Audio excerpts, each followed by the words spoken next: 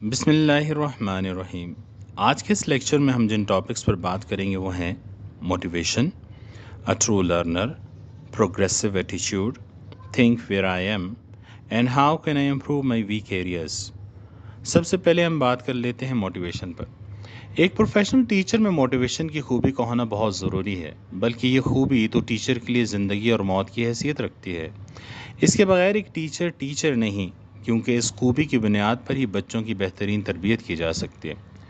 اب سوال اٹھتا ہے کہ ہم موٹیویشن جیسی اہم خوبی کو اپنے اندر کس طرح ڈیولپ کریں، یا پھر ہم اپنے موٹیویشن لیول کو کس طرح بڑھائیں۔ موٹیویشن کو بڑھانے کا ایک طریقہ یہ ہے کہ آپ دوسروں کو موٹیویٹ کرنا شروع کر دیں۔ اس طرح آپ کے موٹیویشن لیول میں اضافہ ہو جائے گا۔ موٹیویشن بڑھانے کا دوسرا طریقہ یہ ہے کہ جو کام آپ کر رہے ہیں اس کو اپنی ڈرائیونگ فورس بنا لیں، یا پھر آپ کوئی ایسا پروفیشن اپنا لیں جس کو آپ سمجھتے ہیں کہ وہ آپ کی ڈرائیونگ فورس بن سکتا ہے۔ اب سوال یہ اٹھتا ہے کہ کسی بھی پروفیشن کے اندر وہ کون سی خصوصیات ہو سکتی ہیں جو اسے ایک ڈرائیونگ فورس بنا دیں۔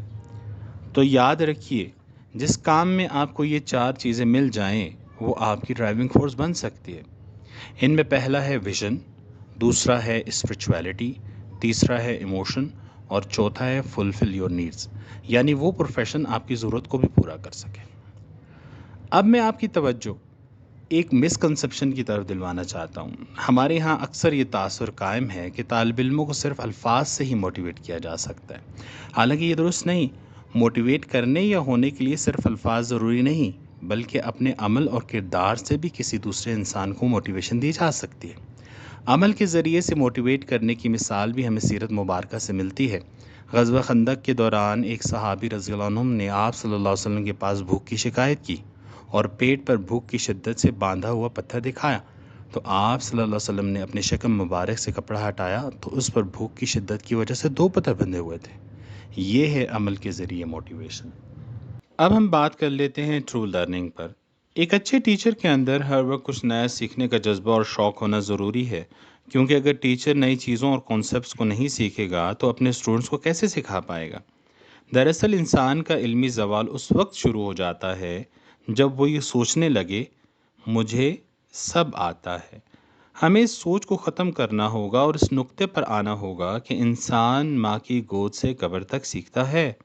سیکھنے والے تو ہر واقعے سے، ہر جگہ، ہر وقت کچھ نہ کچھ نئی بات سیکھ ہی لیتے ہیں، اور انسان کے سیکھنے کا یہ جذبہ اور جستجو اس کے زندہ ہونے کی علامت ہے۔ انسان عام طور پر ایک دوسرے سے سیکھتے ہیں، کتابوں سے، معاشرے سے اور حالات سے سیکھتے ہیں، پر ایک اسٹوڈنٹ کو سکھانے میں ٹیچر جو کردار ادا کر سکتا ہے شاید کہ کوئی اور ادا کر سکتا ہو۔ لہٰذا ایک اسٹوڈنٹ میں سیکھنے کی کیفیت ایک ٹیچر ہی پیدا کر سکتا ہے، لیکن اس کیفیت کو طالب علموں میں پیدا کرنے کے لیے پہلے ٹیچر کے اندر اس کیفیت کا ہونا لازمی ہے۔ ٹیچر میں اس کیفیت کے پیدا کرنے کے چند طریقے آپ کے لیے پوائنٹس کی صورت میں پیش کیے جا رہے ہیں۔ نمبر 1، خود میں نئے کانسیپٹ سیکھنے کا جذبہ اور شوق پیدا کریں۔ نمبر 2، کتابیں پڑھنے اور اسٹوڈنٹس کے ساتھ شیئر کرنے کا شوق اور جذبہ پیدا کریں۔ نمبر 3، اسٹوڈنٹس کو مطالعہ کی افادیت بتا کر مطالعہ کا شوق پیدا کریں۔ نمبر 4، مختلف ٹاپکس کو بیان کر کے ان پر مزید ریسرچ کرنے کی پریکٹس کروائیں۔ نمبر 5، اسٹوڈنٹس کو نئے انداز میں سوچنا سکھائیں۔ آپ صلی اللہ علیہ وسلم کی مبارک سنت بھی ہے کہ آپ صلی اللہ علیہ وسلم علم میں اضافے کے لیے مستقل دعائیں فرمایا کرتے تھے۔ ربی زدنی علما، رب اشرح لی صدری ویسر لی امری واحلل عقدۃ من لسانی یفقہوا قولی۔ حضور صلی اللہ علیہ وسلم کا قرآن مجید میں موجود ان دعاؤں کا مستقل طور پر معمول بنانا ہمیں اس بات کی ترغیب دیتا ہے کہ ہمیں علم نافع کے حصول اور علم کی رکاوٹ دور کرنے کے لیے کوشش کرنے کے ساتھ ساتھ دعاؤں کا بھی اہتمام کرنا چاہیے۔ اب ہم بات کر لیتے ہیں پروگریسو ایٹیچیوڈ پر۔ آپ نے یہ سنہری الفاظ تو سنے ہی ہوں گے کہ کھڑا پانی بھی بدبو دینا شروع کر دیتا ہے۔ اس طرح اگر کسی استاد کی شخصیت میں پروگریسو ایٹیچیوڈ کا فقدان ہو تو اس میں پہلے سے موجود ایکوائرڈ اور گاڈ گفٹڈ صلاحیتیں زنگآلود ہو جاتی ہیں، جس کا ڈائریکٹ یا انڈائریکٹ منفی اثر اس کے طالب علموں پر پڑتا ہے۔ مسلسل آگے بڑھنے کا شوق اور اس کے لیے محنت اور کوشش کرنا بہترین ٹیچر کی خوبیوں میں سے ایک اہم اور بنیادی خوبی ہے۔ اور جس انسان میں یہ خوبی یعنی پروگریسو ایٹیچیوڈ پایا جائے وہ کبھی ناکام نہیں ہوتا، وہ مشکل سے مشکل حالات میں سے بھی آسانی سے گزر جاتا ہے۔ آپ دریا ہی کی مثال لے لیں کہ بہتا ہوا دریا چٹان سے ٹکرا کر اپنا سفر ختم نہیں کر دیتا، بلکہ اپنا راستہ تبدیل کر لیتا ہے، نیا راستہ تلاش کر لیتا ہے۔ دریا کی یہی خوبی اور استقامت اسے سمندر تک پہنچا دیتی ہے۔ پر اب سوال یہ اٹھتا ہے کہ ایک استاد پروگریسو ایٹیچیوڈ کو اپنے اندر پیدا کیسے کرے؟ اس خوبی کو کس طرح اپنی زندگی اور شخصیت کا حصہ بنائے؟ اس حوالے سے کچھ پوائنٹس آپ کے ساتھ شیئر کیے جاتے ہیں۔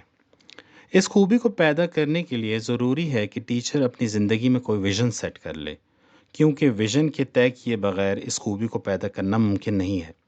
جیسے دریا کا بہنا بھی سمندر میں گرنے کے لیے ہے، سمندر میں گرنے کی جستجو ہی دریا کو لے کر چلتی ہے، راستے میں روکنے نہیں دیتی، راستے کے مسائل کا حل تلاش کرنا سکھاتی ہے، اور راستے میں جو مشکلات آتی ہیں اسے خوشی سے قبول کرنا سکھاتی ہے۔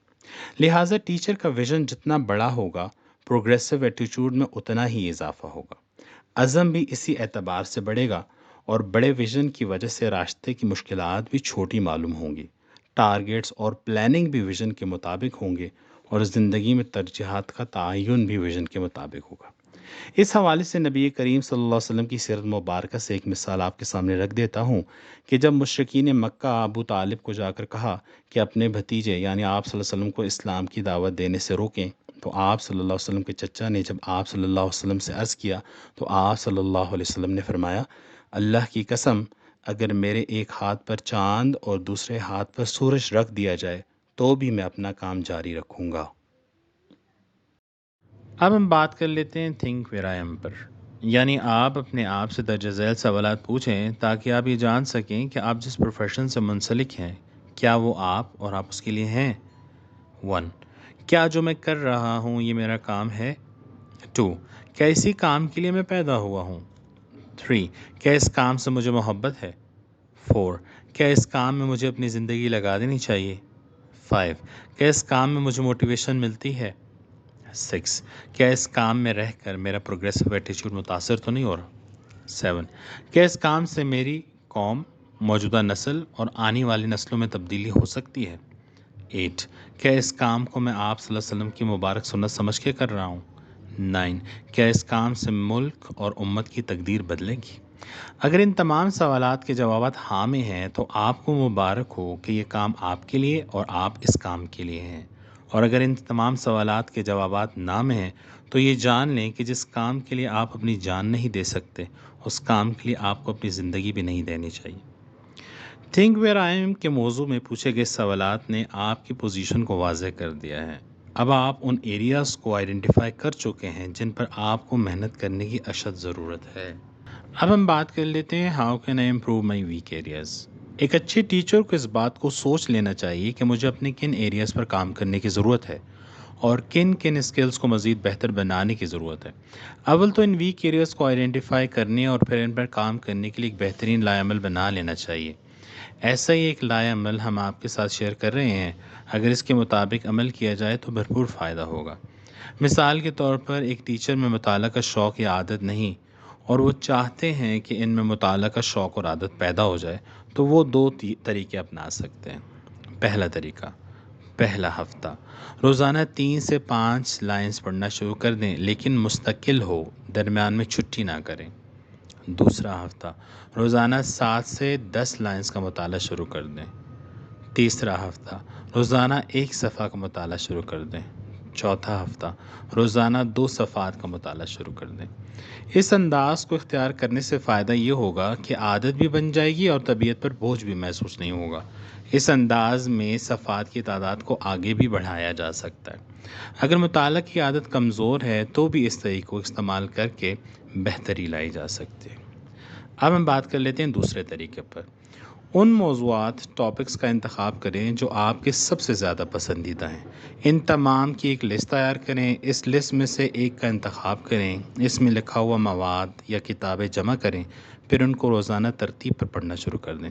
اگر روزانہ کی ترتیب پر آپ اس عمل کو 40 دن تک جاری رکھیں گے تو آپ کی عادت بن جائے گی، روٹین ورک میں شامل ہو جائے گا۔ جب عادت پختہ ہو جائے گی تو پھر آپ پڑھنے کے لیے کسی بھی موضوع کا انتخاب کر سکتے ہیں۔ اس طریقے میں آپ اپنے شوق کے ذریعے اپنی عادت ترتیب دیتے ہیں۔ آپ شوق کی مدد سے اپنے ویک ایریاز پر محنت کر کے بہتری لا سکتے ہیں۔